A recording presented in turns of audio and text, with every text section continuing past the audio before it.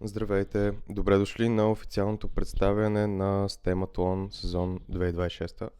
Това вълнуващо събитие се организира от STEM Education. Тази година нашето пътешествие е под наслов от човешки към изкуствения интелект. През този сезон ще следваме корените на човешката креативност и ще видим как малките откриватели могат да предложат оригинални решения на съвременни проблеми.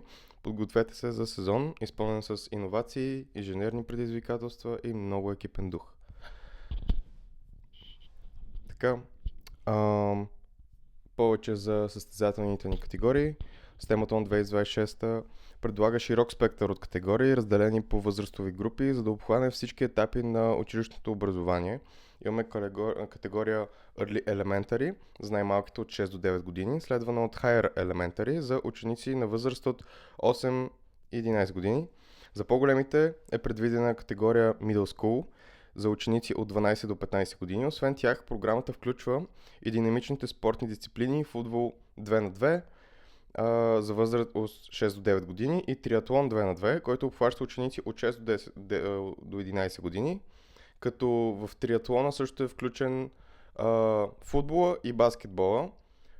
Трябваше да има и категория за лодки, но тя тази година, понеже за първи път, ще бъде изцяло демонстрационна.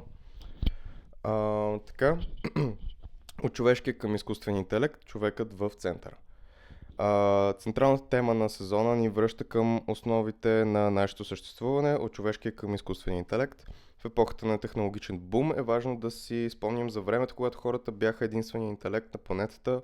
Човекът винаги е бил поставен в центъра на прогреса. Още от зората на цивилизацията ние виждаме всички принудени да използваме ума си на първо за оцеляване, а по-късно и постоянно подобряване на нашия жизнен стандарт.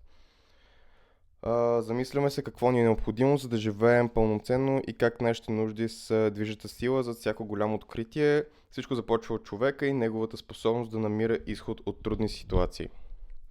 Така, защо хората създават технологии? Технологиите не се появяват случайно, те са в резултат от вековни усилия за справяне с ежедневни предизвикателства. В началото хората са станали земеделци, скотовъдци и рибари, за да осигурят постоянен дом и храна.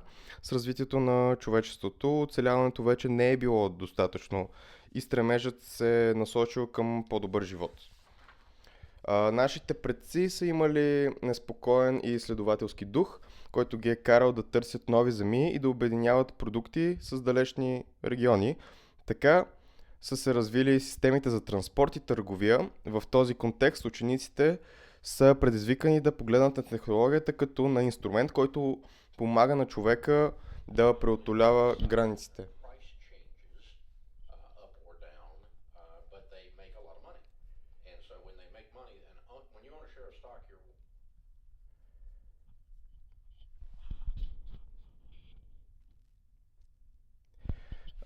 Така, основни нужди.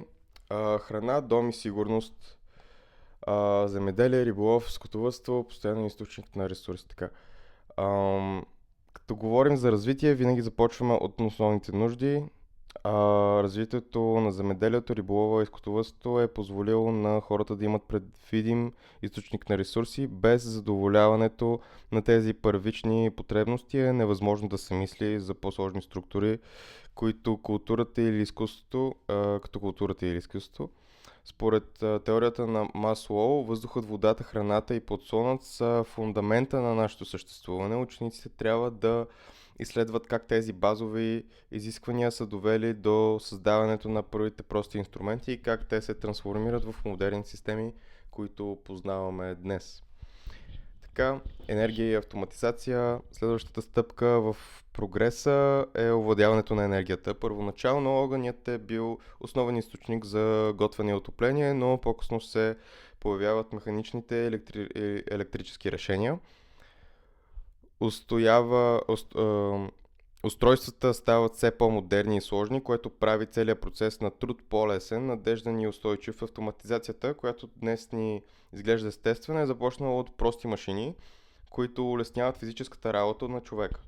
В проектите си екипите ще могат да покажат как енергията задвижва техните конструкции и как една проста автоматизация може да реши реален проблем от миналото и настоящето. Движение и свързаност. Така, движението е в основата на откривателския дух на човека. Хората винаги са искали да пътуват и да опознават света. За тази цел са разработени системи за транспорт на стоки и хора, включващи внос и износ между далечни региони. Енергията тук играе ключова роля за това пътуванията да стават все по-безопасни, по-бързи и по-екологични. Учениците могат да се фокусират върху инфраструктурата, пътища, мостове и пристанища или върху самите превозни средства. Свързаността между хората не е само физическа, тя е и обмен на идеи, който движи цивилизацията напред. Така, култура и идентичност. Технологиите не само променят бита ни, те оформят и нашето общество и култура. Културното наследство се пренася през вековете от поколение на поколение и става част от личността на всеки човек. Тук изкуството във всичките му форми, живопис, музика, танци и видео, служи като средство за предаване на послания и запазване на идентичността ни в бъдещето. Учениците са насърчени да включат културни елементи в своите проекти, като например изработване на традиционни музикални инструменти или възпроизвеждане на техники за готвене от техния регион. Това прави STEM образованието не само техническо, но и хуманитарно. Така, повече за пирамидата на Маслоу. За тази годишните теми се вдъхновяваме от известната пирамида на човешките нужди на Ейбрахам Маслоу. Тя е разделена на 5 нива, от най-основните физиологични нужди до най-високото ниво на самоактуализация. Теорията е проста, трябва да задоволим долното ниво преди да преминем нагоре. Например, ако нямаме сигурен подсол ни храна, не можем да мислим за изкуство или висши постижения. Всеки екип трябва да реши на кое ниво от пирамидата иска да се фокусира за своя проект. Това е основата, върху която ще изгради целият сценарий на тяхното представяне. Така, категории и примери. Нека разгледаме конкретните нива и примери, които учениците могат да изберат. В ниво отглеждане на храна можем да видим селскостопански инструменти или системи за напояване. Инфраструктурата обхваща строителство и мрежи за енергия, докато транспортът се фокусира върху пътища, мостове и летища. В категория безопасност влизат алармени системи, сейфове, средства за защита от бедствия и опасности също, а в най-високата категория благосъстояние попадат изкуство, спорт и игрите. Тези примери са само отправна точка, която се стимулира креативността на екипите при избора на техния проект. Така, предизвикателството. Предизвикателството е ясно. Изберете конкретна човешка нужда според Маслоу и предложете оригинално решение чрез проект. Важно е проектът да включва механизми и автоматизация, които работят в синхрон, но не забравяйте, че в STEM-атлон историята зад проекта е също толкова важно, колкото и техническото му изпълнение. Учениците трябва да разкажат как тяхното изобретение помага на хората, като казва регламентът. Важно е не само достигането на крайната цел, но и самия път извървян чрез използването на инструментите на науката и техниката. Така, проектиране и изграждане на система робот. Така, процесът на работа включва 3 основни стълба: механичен дизайн, електроника и програмиране. При механичния дизайн се фокусираме върху материалите и конструкцията, които използваме, принципите на простите машини.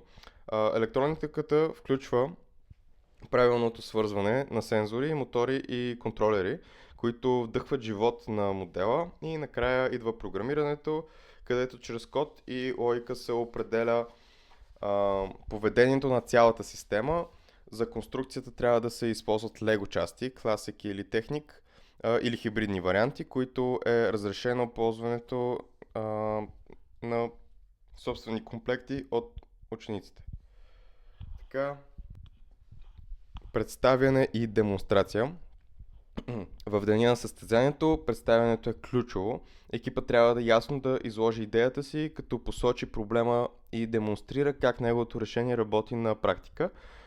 Функционалната демонстрация пред журито е задължителна. Бъдете подготвени за въпроси относно дизайна, планирането и възможностите за бъдещето развитие на проекта. Презентацията трябва да бъде устна и подкрепена от всички членове на екипа, което показва добро сътрудничество и разбиране на техническата част. Времето за оценка е ограничено от около 7 минути, така че трябва да бъдете точни и ясни. Сътрудничество и изследване. Работата в екип е сърцето на STEMathon. Учениците не само строят, те изследват, експериментират и развиват ключови умения за бъдещето. Те влизат в ролята на малки изобретатели, инженери, треньорът има важна роля. Той трябва да е над 20 години и да насърчава честната игра и доброто поведение по време на състезанието. Учениците трябва да посетят щандовете на другите отбори, за да обменят идеи и да видят различни подходи към темата. Това създава истинска общност от млади учени, които се учат един от друг.